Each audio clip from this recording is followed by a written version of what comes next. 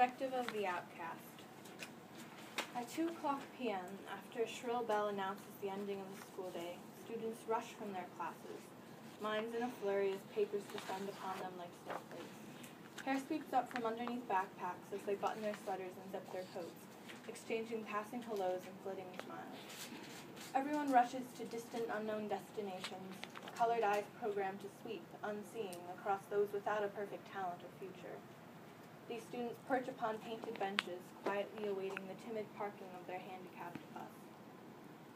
Rain hurts the most, though, the storm engulfing my insides, making the pain unbearable.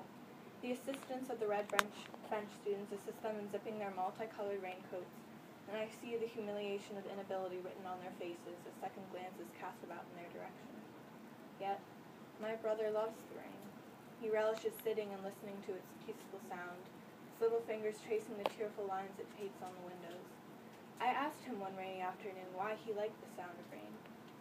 He replied, "It sounds like music," imitating the sound as he pretended to play the drum set he keeps in the basement.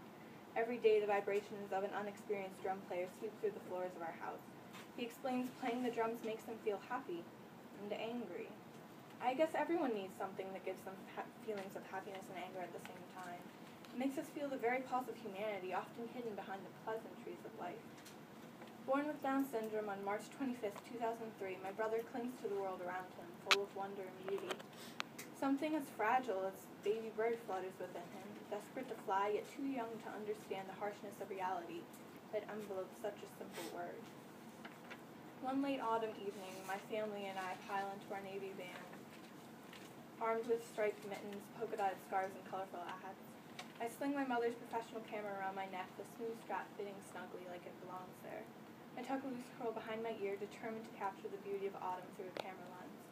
As we travel down the dirt path, fallen, dehydrated leaves crunching beneath our toes, we approach a fallen tree, her moist stump decaying, her twisted and knotted arms grasping the slender vines encircling her tombstone, and her leaves long abandoned, leaving her bare in the golden sunlight.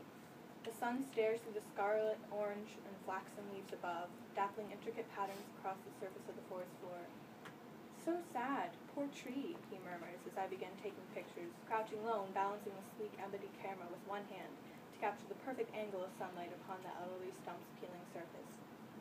At my brother's words, however, I stop to notice the melancholy beauty of it all.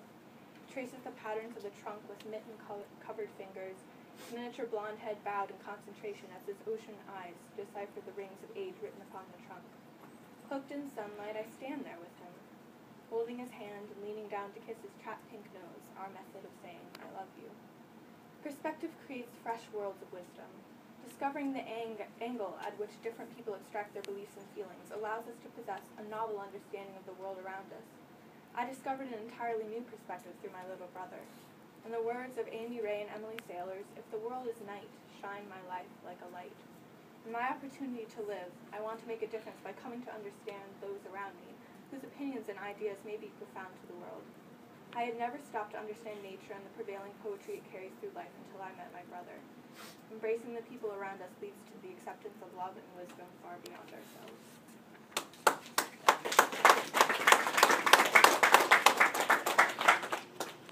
Wow, that was beautiful writing. Very nice.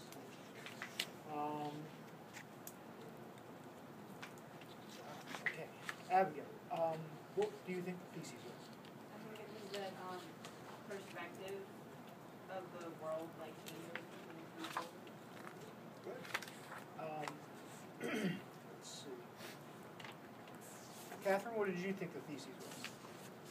I said that newspapers are a new perspective to change how people view their life. What did you want the thesis to be? Yeah, basically what both of them said, how perspective, depending on who can see it, creates a new world. Is it like one man's trash is another man's treasure? Kind of. Kind of like that. Good. How many to be verbs?